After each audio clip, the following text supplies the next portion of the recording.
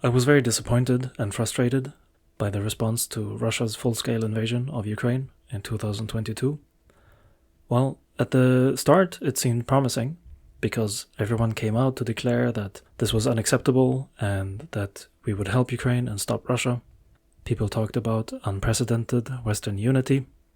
There were sanctions on Russia and military aid for Ukraine.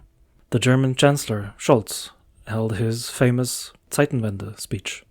Similarly, UK Prime Minister Boris Johnson and US President Joe Biden declared that they would stand with Ukraine for as long as it takes. But there was no clear strategy, and there was a lot of waffling about exactly how to help Ukraine and exactly how to stop Russia. In particular, there was a lot of worry about escalation. And let's be honest, we fucked it up.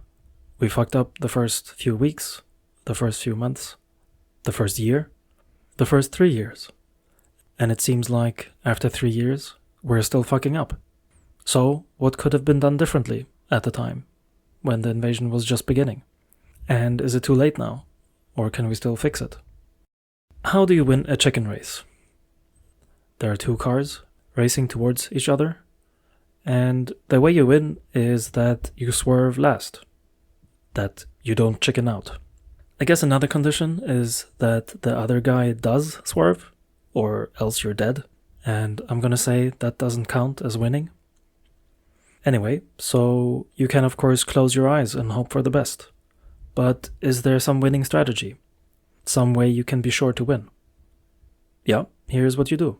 You detach the steering wheel and throw it out the window. That last step is kind of important, because if you just detach it in secret, that's equivalent to closing your eyes. So you have to let the other guy know that you don't have a choice, that you are irreversibly committed to a certain action. Since you don't win if you die, he has already lost, and actually doing the race is pointless. It's essentially the same logic as mutually assured destruction. We both have nuclear weapons pointed at each other, and we're both suspicious and paranoid. I'm worried that you might strike first, and so maybe I should do a preemptive first strike, so that you don't get the chance. But maybe that's what you are thinking too. And even if you aren't, what if you're thinking that I might launch a preemptive strike? Maybe you think you have to preempt my preemptive strike. Oh crap, it sounds like I really should make the first strike. And what if you're thinking the same thing? If you realize that I think that I think I may have to strike first, then surely you will consider doing a preemptive strike. So then, well, you get the idea. Ironically, by both arming up to a ridiculous level and ensuring that there is no way to win, by ensuring that striking first will not help, because you will then be destroyed a few minutes later as well, it's possible to stabilize the situation. A third example might be the policy to never negotiate with terrorists or kidnappers.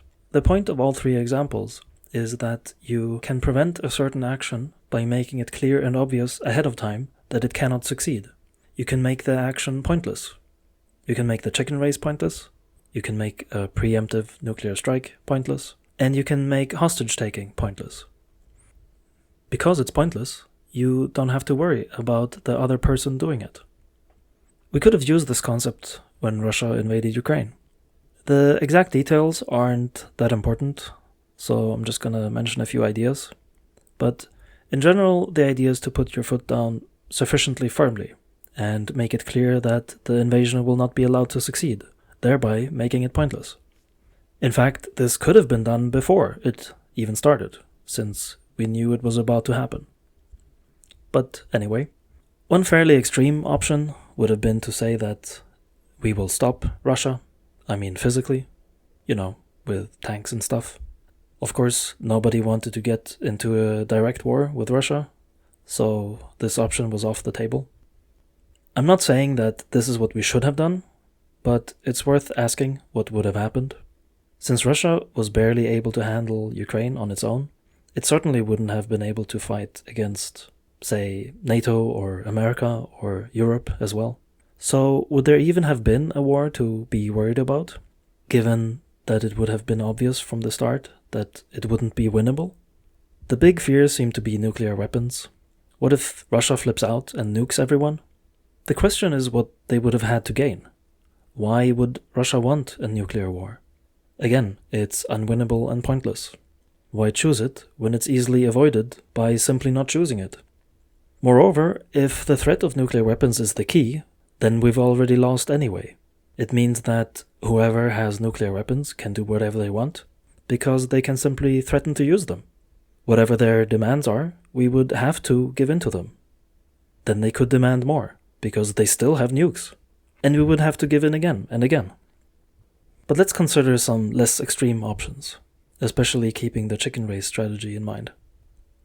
We could have said, again, just as an example, that for every day Russian soldiers remain in Ukraine, the sanctions will stay in place for a week.